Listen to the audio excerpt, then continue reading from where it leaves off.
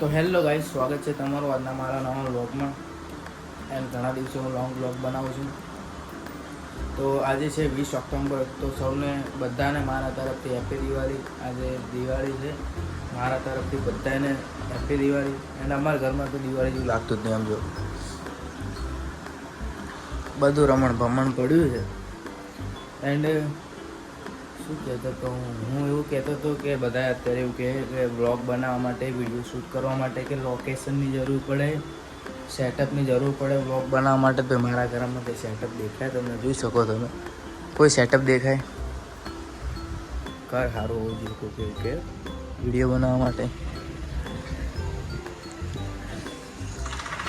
આપણું ઘર કઈ રીતે, આમ લોકેશન કઈ રીતે સારું દેખાય તમે કહો ભાઈ? એવું કંઈ હોતું નહીં કે લોકેશનની જરૂર પડે કે નથી, ફેસની જરૂર પડે કે સારું ફેસ હોવું જોઈએ, સારા કપડાં હોવા જોઈએ કે એન્ડ કેમેરો સારો હોવો જોઈએ. એવું કંઈ જરૂર હોતું નહીં ભાઈ. આપણું આમ મનમાં માનવું છે કે વિડીયો બનાવો છે તો બનાવો છે.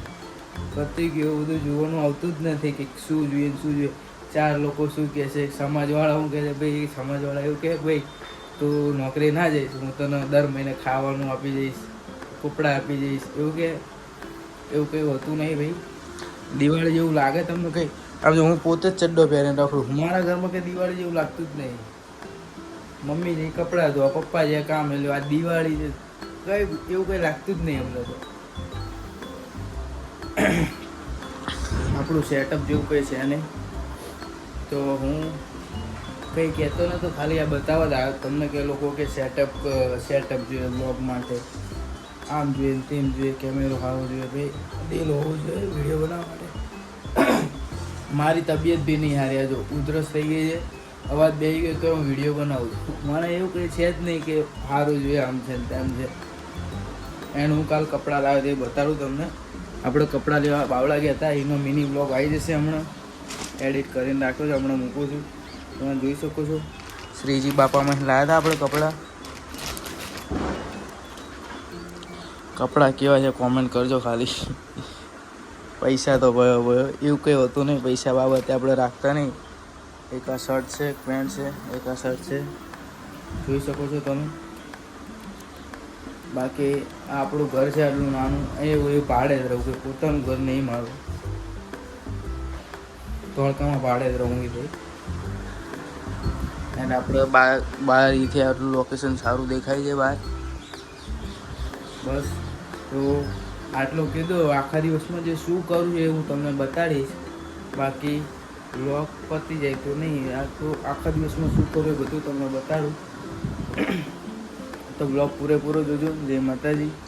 થોડાક ટાઈમમાં મળું, ફ્રેશ થઈને ક્યાંક બહાર જવું તો કાંઈ ઘરમાં જ તો એ બતાડીશ. આપણને કંઈ એવું છે જ નહીં.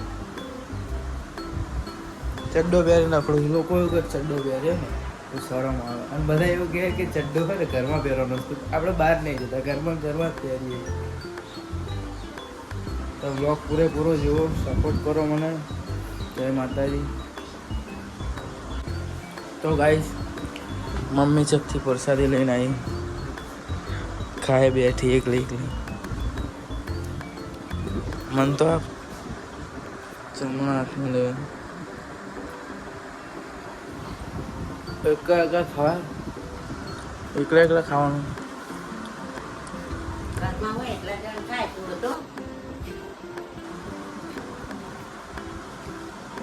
આપણા ઘરમાં દિવાળી જેવું લાગે.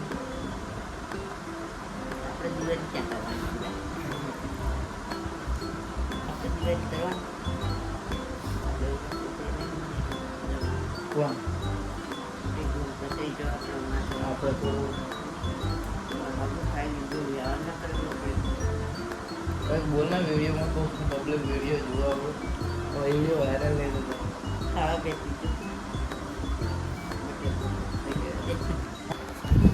તો હેલો ગાઈસ, આપણે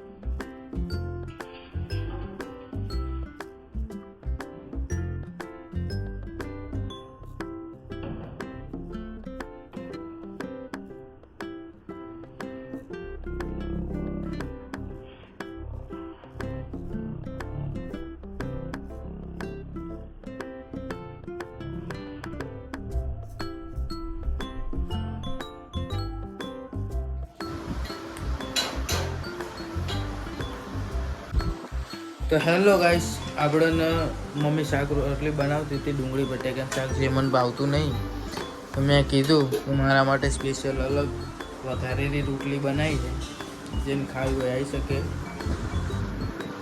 मम्मी को हम थैंक यू बोलना चाहेंगे क्योंकि हमारे लिए उन्होंने अलग से खाना बनाने वाला है. Thank you. અને એક તો માઇકનું સ્પીકર એટલે બ્લોગિંગનું સ્પીકર નંબર બધું મેળવ્યું. મેં તો ચાલુ જ છે વિડીયો એડિટિંગ ને એવું કરવું.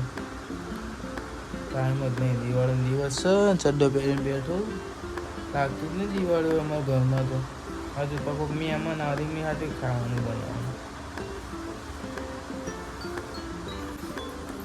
તો ગાઈસ ફાઇનલી હું મમ્મી બે ખાવા બે છે. મારું ખાવાનું મારી હાટું નહીં બનાવ સ્પેશિયલ. તો તું ચમ ખાસ હે બધા હાટું અલગ બનાવે, હાટું અલગ બનાવે. તારે એકલા સારું સારું ખવડાવવાનું અમે ના ખાઈ લઈ બનાવનારા. તો ગાઈસ હું મમ્મી બે ખાવા ગઈ. મને તો હેલો ગાઈસ, મારી જોડે અન્યાય થયો, મમ્મી અન્યાય કરે મારી જોડે. હા, પપ્પા આટલું અલગ રોટલા બનાવે બાજરીના, અને મને કહું ના ખવડાય. તું બાજરીના ખાતો નહીં ને? મધ્યમ શાક બનાવ્યું કે ડુંગળી બટાકાની ખાવ રોટલી પડી પીને વઘારી આપી. પપ્પા આટલું અલગ રોટલા બનાવે બાજરીના. આ ઘડીએ વળે તું મારે રાંધવાનું બોલો માણસી. આવું થોડું કોણ આવું રાંધે ઘડીએ વળી? મમ્મી.